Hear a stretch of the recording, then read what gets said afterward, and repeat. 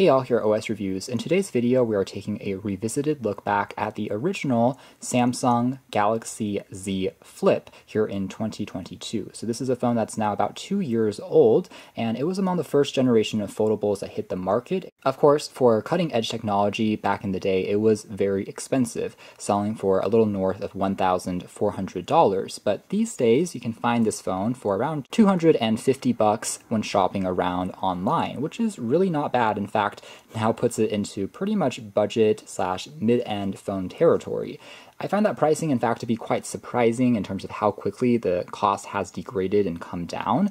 Because if we're looking at devices like the Samsung Galaxy S10, S10e, phones that have a similar level of performance, but a much more conventional, non-folding form factor, they can actually be found at a similar price when you are shopping. So now it becomes almost having this foldable form factor is just something that you can pick without necessarily adding in a substantial increase in cost. This is a super elegant and beautiful phone. In terms of everything is very much symmetrical when it comes to the bezel size, and it offers undeniably very solid construction quality, which is fitting of its premium price. At the time of its debut, it was trying to compete with the original folding Motorola Razr. However, Samsung was able to come out victorious when it comes to the overall performance and, in a way, value for the money, because they were a little cheaper, as well as offering better specs, including 8 gigs of RAM versus 6 gigs on the Motorola, as well as having a much more powerful Snapdragon 855 Plus processor versus the Snapdragon 710. The result is you're getting just a much more fluid and fast experience. Some other differences that we're looking at include the display. This has a substantially larger 6.7-inch display, which is also OLED, but offers a Full HD Plus resolution versus the closer to 720p 6.2-inch panel of the Razr. So overall, it just looks like a much more modern phone. However, the one element where I would say perhaps Motorola has a little bit of an edge would be in the hinge. Because of this ultra-thin glass implementation, it means that Samsung has pretty much glued down the screen on the entire body, aside from this point here, which is that hinge, making for a more obvious gap or crease, I would say, when you are running your fingers along, that when you're shining it across the light, makes it look not quite as flat and seamless as on Motorola's implementation. With that being said, when you're looking at the phone head on, it doesn't become too distracting, and honestly it's something that you just get used to. Now, when looking at a used foldable, one other thing that you have to keep in mind is the longevity of the phone just might not be quite as strong as on a regular candy bar phone. In fact, Samsung's first generation flips and folds will often have a little bit more wear and tear when it comes to that crease. Although thankfully I haven't experienced it on my personal device, it's pretty easy to find cases of this when shopping on the used marketplace when looking online. So it does seem to be a point of its design that might be a little bit more fragile, but overall that's kind of the price that you have to pay when considering a foldable. Now, part of the hinge that I do really like as well is the fact that it is quite stiff, meaning that you are able to position it at a variety of different angles, and I think this is very clever because you're able to now use it more easily for things like multitasking, as well as for video chatting. It can act as its own stand when you're recording vlogs, and the interface is smart enough to also position itself so that you have almost 2 split screens. And also when you're looking back at images as well, you have this virtual touchpad that can replace the bottom portion, allowing you to also kind of do 2 things at once when you're navigating along. Now again, the overall debate of whether something like this, which folds into a smaller phone, makes sense versus, say, something like the Samsung Galaxy Z Fold that goes from a normal size phone into a tablet, is an argument that continues to persist. And overall, I would say both form factors are valid. They're just for slightly different folks. If you are someone that often likes interacting with larger devices and you prefer something like a tablet form factor when reading back articles and news, then of course a Galaxy Fold will be more up your alley, but for other folks that want to travel light, something that doesn't protrude as much from a pocket or from a purse, then that's where the Z Flip will have its advantage. Especially the latter, I have to say, because in terms of positioning this phone, it's trending heavily towards fashion. A lot of folks are able to customize these phones with different wallpapers and cases, and as a result, it's become something that is a part of popular culture. Now, regardless, when we have it flipped closed, we can see that it's almost like a perfect square. We have a relatively small pill drop shaped OLED screen here that can tell you the time and date, battery percentage. If you have any music playing, you can control that, as well as check out any missed notifications in the form of quick reminders and icons, but you can't really reply to any of that because the screen is so small. That is one area where Samsung obviously improved in the second generation Z Flip 3, which has a larger display. But in both cases, they're not quite as large as on Motorola's implementation. It has just a much larger cover screen, which I do think is one area where Motorola maybe has a little bit of an edge there. That small 1.1-inch display, though, does remind me a little bit of the ticker screen on one of the earliest Samsung Galaxy S smartphones. In fact, the first-gen Samsung Galaxy, or the S1 you can think of, this is the Samsung Fascinate. However, Samsung definitely has, again, better cameras. In fact, this is housing performance that is comparable to their other flagships in the S10 line, including a 12 megapixel primary and also a 12 megapixel ultra-wide lens and LED flash. Now we have kind of the obsidian black that also has shimmers of a kind of blue undertone to it that overall looks pretty attractive, but it also comes in other flashy colors, including violet and pink, that again just really catches the eye. But both the front and the back of this phone are constructed out of Corning Gorilla Glass, which are incredibly slippery and definitely a fingerprint magnet. When you are putting this phone down on an uneven surface, it has a tendency to just super easily try and slip. But the rails of the phone, again, super slim. It's basically the size of just a normal Samsung Galaxy phone, just folded in half. Of course, as part of that hinge design though, what is a little controversial is Samsung has a slight gap in the middle, and in terms of day-to-day usage, this just means it will sometimes attract a little bit more dust and lint. It hasn't really damaged the phone, of course, but you will sometimes just find when unfolding the phone, there's a little bit more of things that you have to kind of wipe away every so often if you are putting it into a pocket. The bottom here houses the Type-C port for charging, which, by the way, this supports just 15 watts for charging. And the battery life on here is 3,300 milliamp hours. That's not the largest, but it definitely is better than the Motorola Razr's 2,510 milliamp hour capacity. So you are talking about a phone that will more easily last you through a day, but it still isn't an endurance champion. If you are trying to go for several days without charging, that's just not going to be possible unless you are using it super lightly. But one benefit of Samsung's phone though is it does support Qi wireless charging. I have to admit that wireless charging is just super easy on this device because the coil is located right on the back, and because the phone is smaller when you fold it down, when putting it onto a pad, you pretty much always find the position on your first try. Samsung even has reverse wireless charging as well, so if you put another Qi-compatible device on top, it can even charge up other phones or wireless headphones. So that works actually quite well, even though I do wish that the actual charging input can be higher than 15 watts. The wallpapers that Samsung has outputted this phone with is also quite attractive, with these blossoming flowers that really dynamically fits the theme of the phone. As you're opening and closing, you can see this flower also get larger and smaller. It is a very cool effect, similar to on the larger Z Fold from Samsung.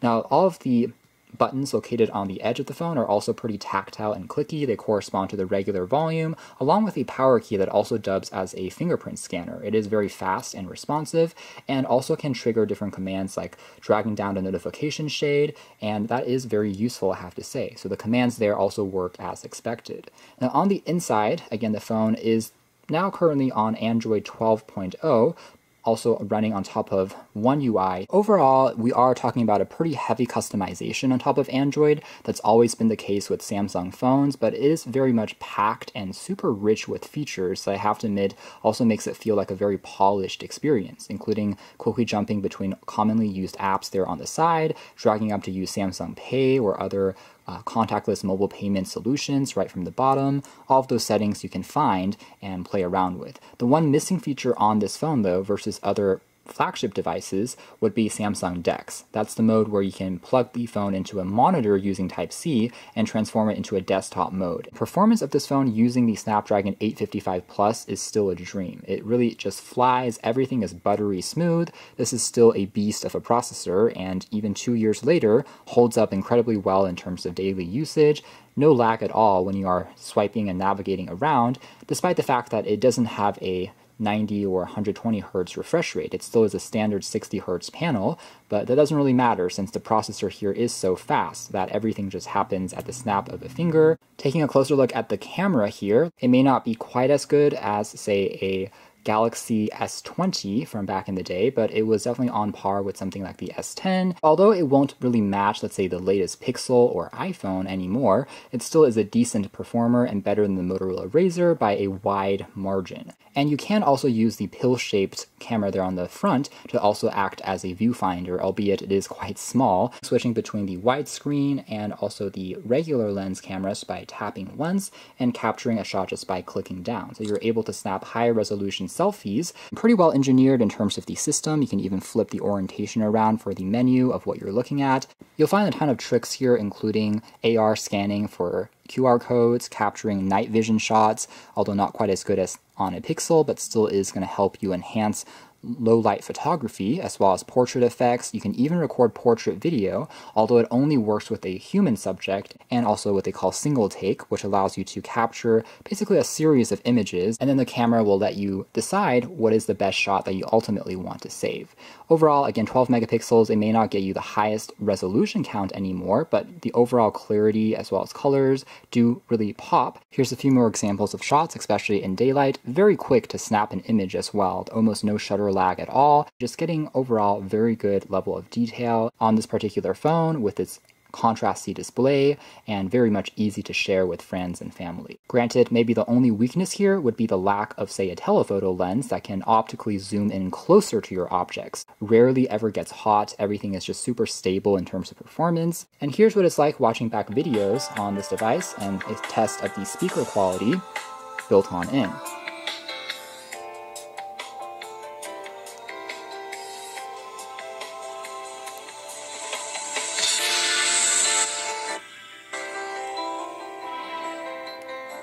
Alright, so some takeaways here would be that it does get plenty loud, but not the most full-sounding speaker, and similar remarks as the Motorola Razr would be, there is no stereo speaker in the earpiece that dubs and gives you that separation, so you have to, let's say, connect to your headphones if you want more of that immersiveness. But sounds fine when listening to music, especially when you fold the device closed. You can also continue listening to music, and in that mode, it makes more sense to have that one speaker anyways, because the earpiece will get blocked when you're folding it down.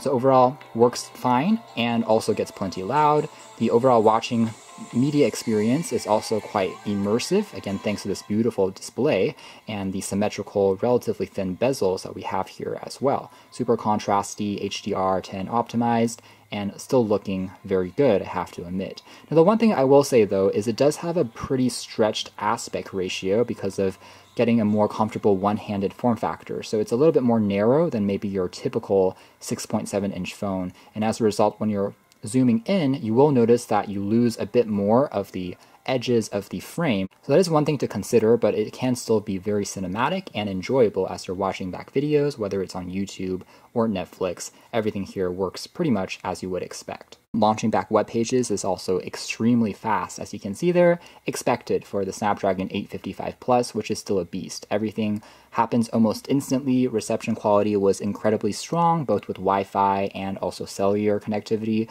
so no issues there at all. Loading back multiple apps and doing some split-screen multitasking really is a very enjoyable experience, I have to say. Just maybe watching something while you are scrolling social media or doing some research on the other side, and the phone's processor here can still hold up while doing both of those tasks. As far as gaming is concerned, it's also a pretty fluid experience. The phone has pretty good haptics, and like I said, 855 Plus is still a beast when it comes to performance, everything being very smooth and comfortable. Any app from the Play Store, in fact, this phone can pretty much run and not give you any problems when it comes to the overall level of performance. So excellent there, and you don't have to worry about things getting slow or stuttery. And again, the touchscreen feels surprisingly firm and responsive, similar to like a regular phone. In fact, if you were maybe not knowing that it was a foldable and you're holding it in your hands walking down the street, folks might not even know that it's a atypical special phone until, of course, you start folding it down. You can find other use cases of this folding mechanism, although it may not be baked in by default. There are certain emulators where you can try and push the device to become almost like a pseudo Game Boy. The vision of having unique form factors on smartphones is nothing new. In fact, I would say whether it's Samsung's Galaxy Z Flip or the Z Fold, they definitely owe a lot to some of the early predecessors that had started the entire vision, such as the Kyocera Echo, a device that maybe many folks have forgotten about, but this was in a way, kind of the first phone that tried to implement and play around with the idea of having a larger display that you can flip to somehow add. But of course, back in those days, it was woefully underpowered and the technology just wasn't there yet, resulting in a pretty large, unsightly gap between the two panels when you were interacting with it, which is, at the end of the day, much more distracting than something like a crease will ever be. And of course, when OLED screens first came onto the market, the whole benefit of them being flexible was explored in areas by Samsung and LG. Samsung themselves implementing that curved edge design that has since stayed on some of their flagship phones. So it's really these slow advancements in technology, gradual advancements that have built on those ideas of the past and just started to become stronger and stronger, culminating in the foldables as we know it today. From a performance point of view, it still is incredibly fast and fluid, and overall it still is a marvel of engineering, I have to say, especially now considering the super low price that you can find one of these things at, especially if you find one that is not, let's say, damaged or has obvious wear to kind of the hinge. It can still be, for sure, a fun way to interact with a phone, a form factor that is novel, and just makes phones a little bit more fun again. You can check out more details if you are interested in the links down below, but for now that's been our video. Thanks for watching this revisited look of the Samsung Galaxy Z Flip here in 2022.